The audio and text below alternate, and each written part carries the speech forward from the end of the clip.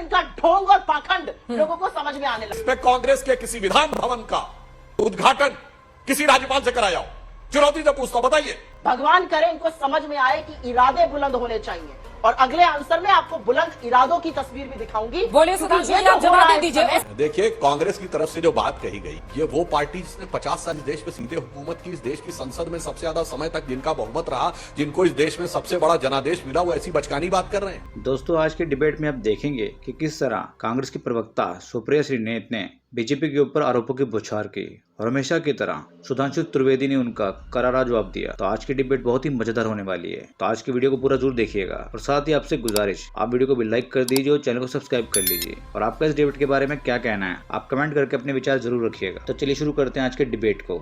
जय हिंद, वंदे मातरम। इनका ढोंग और पाखंड लोगों को समझ में आने लगा। भगवान करे इनको समझ में आए कि इरादे बुलंद होने चाहिए, और अगले आंसर में आपको बुलंद इरादों की तस्वीर भी दिखाऊंगी। बोलिए सुधांशु जी, आप जवाब दे दीजिए। देखिए, कांग्रेस की तरफ से जो बात कही गई, ये वो पार्टी जिसने 50 साल इस देश में सीधे हुकूमत की, इस देश की संसद में सबसे ज्यादा समय तक जिनका बहुमत रहा, जिनको इस देश में सबसे बड़ा जनादेश मिला, वो ऐसी बचकानी बात कर रहे हैं। अरे भैया, संसद का सत्र नहीं है जो आपने कहा राष्ट्रपति को बुलाने का अधिकार समाप्त किया, बिल्कुल सही बात है।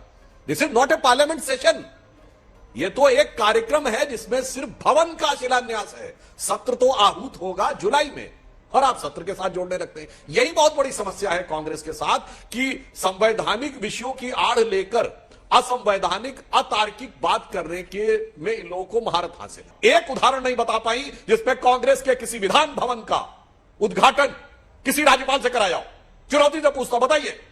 अधकचरा ज्ञान जो होता है ना, वो बड़ा खतरनाक होता है। जैसे आधा सच पूरे झूठ से ज्यादा खतरनाक होता है। ये व्हाट्सएप यूनिवर्सिटी के स्नातक लगते हैं मुझे। मोदी जी ने एक काम किया है, दुनिया की सबसे बड़ी फेक न्यूज फैक्ट्री बनाई है, और दुनिया की सबसे बड़ी व्हाट्सएप यूनिवर्सिटी भारत में स्थापित करी है, और हर चरण चुंबक उसका सदस्य है। झूला झूल रहे चीन के साथ, साबरमती में बैठकर शहनाई सुन रहे हैं। ये बात कहेंगे चीन पर। अब ये कहते हैं चीन के अतिक्रमण की बात। अब जिनके दिमागों के ऊपर चीन ने अतिक्रमण कर रखा है कॉन्ट्रैक्ट्स के थ्रू, अब उसके लिए क्या करें।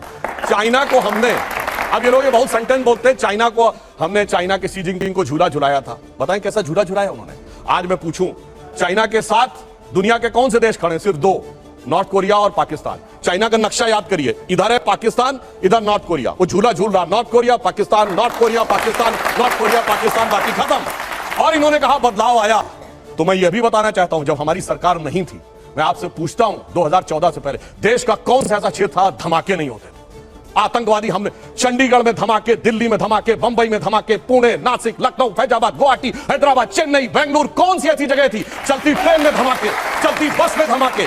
पार्क पे जाइए तो लिखा रहता था छूना नहीं धमाका हो सकता। बस अड्डे पे जाइए, रेलवे स्टेशन पे जाइए, धमाका हो सकता। और उसके बाद 26/11 के हमले के 9 महीने बाद शर्म शेख में पाकिस्तान से ज्वाइंट डिक्लेरेशन करते हैं, जिसमें बलूचिस्तान भी हिस्सा होता है। यानी हम मान लेते हैं कि हम उसमें इन्वॉल्व हैं, और क्या कहते हैं?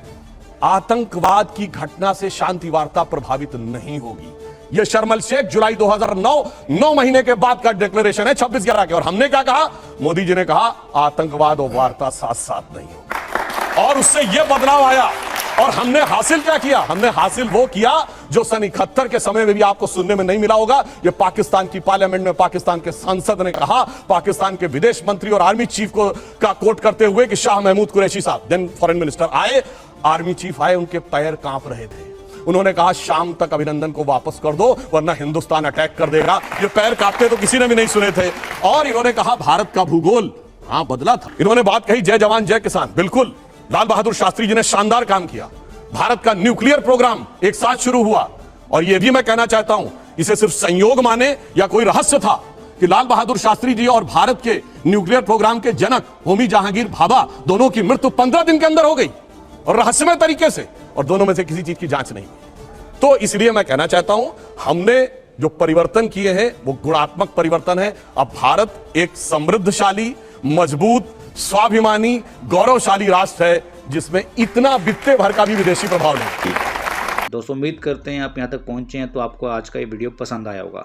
और आपसे एक अनुरोध, वीडियो को लाइक और चैनल को सब्सक्राइब जरूर कीजिएगा। और आज के वीडियो के बारे में आप अपने विचार कमेंट करके जरूर बताइएगा।